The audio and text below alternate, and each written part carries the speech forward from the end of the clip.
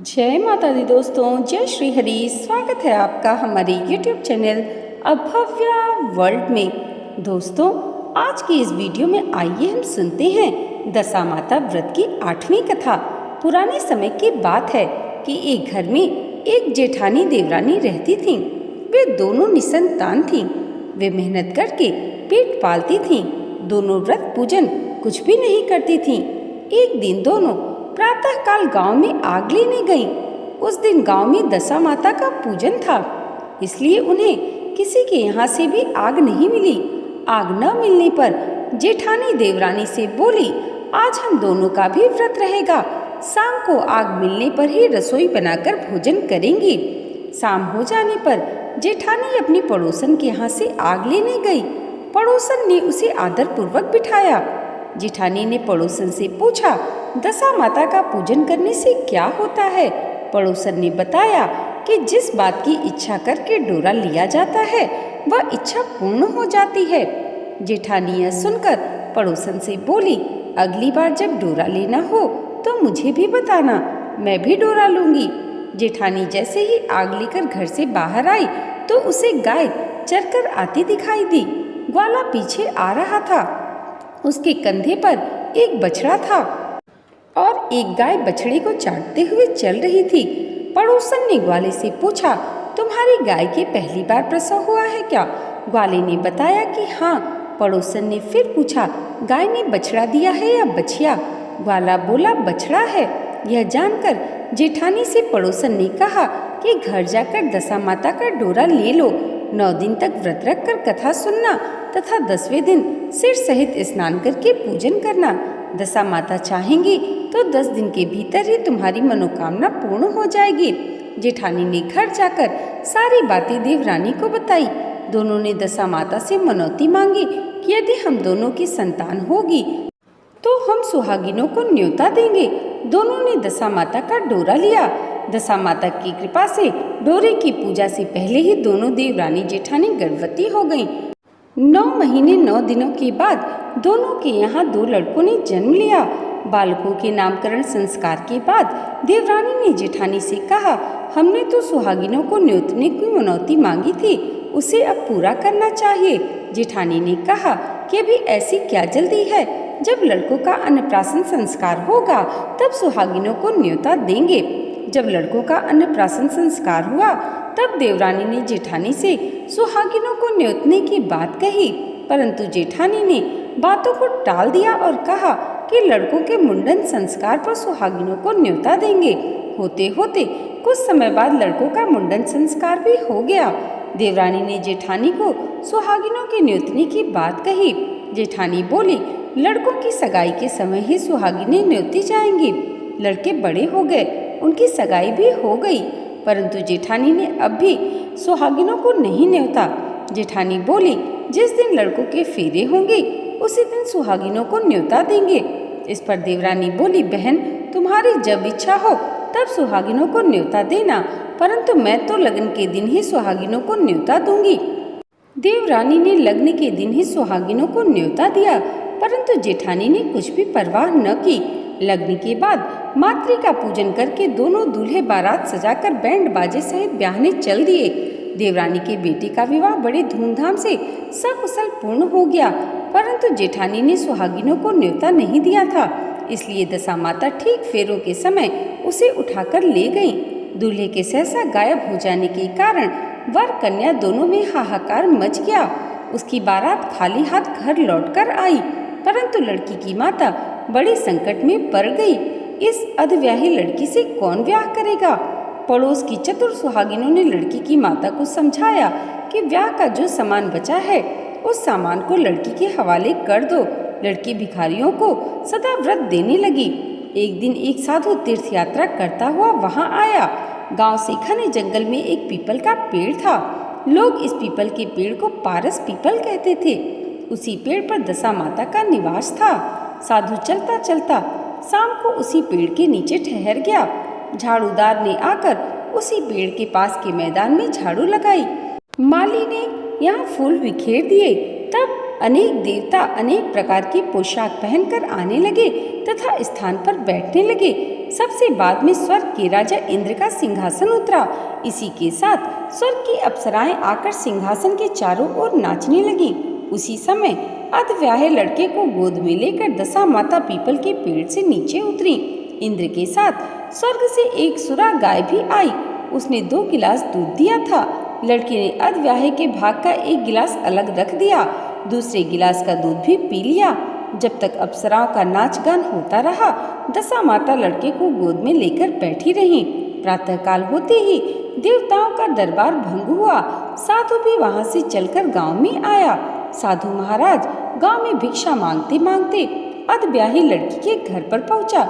लड़की ने आदर पूर्वक साधु को बिठाया और भोजन तैयार किया। लड़की ने 3 पत्तल परोस कर रखे।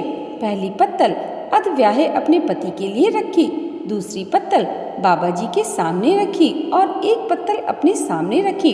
बाबा ने अपने आप कहा, वाह, जो बात मैंने रात वहाँ देखी वही बात यहाँ भी देखने को मिल रही है। लड़की ने पूछा, क्या बात है बाबा जी? साधु बाबा ने बात टालते हुए कहा, हम बैरागी लोग ऐसी अनेक बातें कहते रहते हैं, तुम्हें ऐसी बातों से क्या मतलब? तुम तो भोजन करो और भगवान का भजन करो। लड़की ने हठ पकड़ ली। उसने कहा, जब तक आप अपनी कही बात का खुलासा नहीं करेंगे मैं भोजन नहीं करूंगी। इस पर भी साधु बाबा चुपचाप रहे। तब लड़की बोली कि आप साधु हैं और मैं सती हूँ। आप या तो अपने कथन को स्पष्ट कीजिए कि आपने रात में क्या देखा, नहीं तो मैं आपको शाप दे दूंगी। तब साधु बाबा ने रात का सारा किस्सा कह सुनाया। यह सुनकर लड़की ने बाबा के साथ पीपल के पेड़ के पास जाने का निश्चय कर लिया। साधु बाबा आगे आगे चले और लड़की उनके पीछे पीछे चलती रही। साधु बाबा लड़की को पारस पीपल के पास छोड़कर चले गए। संध्या होने पर नित्य की तरह जमादार ने झाड़ू लगाई, मिस्त्री ने अपने मस्क से पानी का छिड़काव किया और माली ने फूल बिछाए। देवताओं के राजा इंद्र आए। अप्सराओं का नाच गान प्रारंभ हुआ। उसी समय दशा माता पीपल के पेड़ पर से उतरकर दरबार में बैठ गईं। लड़के ने सुरा गाय का दूध लिया और एक गिलास अधब्याही लड़की के लिए रख दिया। जैसे ही लड़के ने दूध का गिलास मुंह पर लगाया, त्यों ही लड़की दूसरा गिलास हाथ में लेकर वर के सामने आ गई। वह बोली, अपना भाग लेने के लिए मैं उपस्थित हूँ, मेरे लिए क्या आज्ञा है? मैं सेवा करने के लिए तैयार हूँ। तब लड़का बोला, मैं इस तरह से तुमसे नहीं मिल सकता, मैं दशा माता की सेवा में रहता हूँ। मुझे अभी दरबार में जाकर दशा माता की गोद में बैठना होगा। यदि तुम्हें मुझसे प्रेम है तो दशा माता को प्रसन्न करके उनसे मुझे अपने लिए मांग सकती हो, तब मैं तुम्हारा हो सकता हूँ। लड़का दूध पीकर दशा माता की गोद में जाकर बैठा। लड़की अप्सराओं के साथ नाच गान करने लगी। जब सवेरा हुआ तो दशा माता ने इस नई लड़की को बुलाकर पूछा, तुम कौन हो? तुम्हारे नाचने से मैं प्रसन्न हूँ, जो कुछ मांगना है मांग लो। लड़की ने दशा माता से वचन ले लिया कि मैं जो कुछ भी मांगूंगी आप मुझे प्रदान करेंगी। तथास्तु कहने के बाद लड़की ने दशा माता से अपने पति को पकड़कर कहा, मुझे यही चाहिए। दशा माता ने कहा, तूने मांगा तो बहुत, परंतु मैं वचन दे चुकी हूँ, इस कारण मैं तेरे पति को तुझे वापस कर देती हूँ। राजा इंद्र ने पूछा कि भगवती, ये सब क्या राज है? मैं इस राज को जानना चाहता हूँ। तब दशा माता ने बताया कि यह लड़का मेरे वरदान से प्राप्त हुआ था और इसकी माता ने मनौती मांगी थी कि लड़का पैदा होने पर मैं सुहागिनों को न्योता दूंगी, परंतु उसने अभी तक अपना वचन पूरा नहीं किया। इस कारण मैं इस लड़के को विवाह मंडप से उठा लाई थी। यह लड़की इसकी अधब्याही पत्नी है और पतिव्रता है। पतिव्रता होने के कारण यह देव समाज में पहुंचकर मुझसे अपना पति मांग रही है। दशा माता के ऐसे वचन सुनकर इंद्र सहित सब देवताओं ने वर वधू के ऊपर पुष्प की वर्षा की। तब तक साधु बाबा भी वहां पर आ गए। साधु बाबा दूल्हा और दुल्हन को साथ लेकर गांव की ओर चल पड़े। जब ये तीनों गांव के समीप पहुंचे तो गांव वाले दूल्हा दुल्हन को देखकर लड़की के पिता को सूचना दी कि तुम्हारी पुत्री दूल्हे के साथ आ रही है। जिस दिन से लड़की चली गई थी तो उसके पिता ने लोकापवाद के डर से बाहर निकलना बंद कर दिया था। गांव वालों की यह बात सुनकर उसने घर के किवाड़ बंद कर लिए। उन्होंने समझा कि लड़की साधु बाबा के साथ आ रही होगी, इसलिए लोग मेरा उपहास कर रहे हैं। जब गांव के गणमान्य व्यक्तियों ने भी यह बात बताई तब उसने घर के किवाड़ खोले और बाहर निकला। जब उसने सचमुच अपने द्वार पर लड़की और दामाद को खड़े देखा तो उसकी प्रसन्नता का ठिकाना न रहा। लड़की के पिता ने इस खुशी के मौके पर बहुत दान पुण्य किया और फिर से विवाह की तैयारी की। लड़की ने अपनी माता से कहा कि इस तरह से विवाह नहीं होगा। पहले दूल्हे की माता सुहागिनों को न्योता देकर बारात लेकर आए, तब विवाह के नेक पूरे किए जाएं। लड़की के पिता ने लड़के के घर पर खबर भिजवाई। लड़के की माँ ने पहले सुहागिनों को न्योता दिया, तब बारात चली। बड़ी धूमधाम से विवाह हुआ।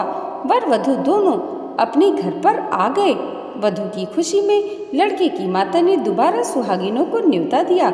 उसी समय से विवाह के दिन वर के घर पर सुहागिनों को न्योतने की प्रथा चली आ रही है।